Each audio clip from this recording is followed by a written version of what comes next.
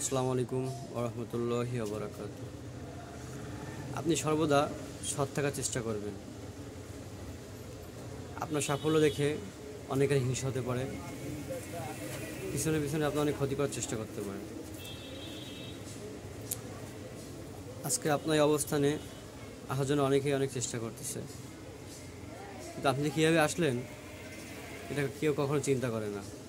শুধু এটাই ভাবে, হিংস্ররা এটাই ভাবে যে কীভাবে ওর ক্ষতি করে ওর অবস্থানে যাওয়া যায়।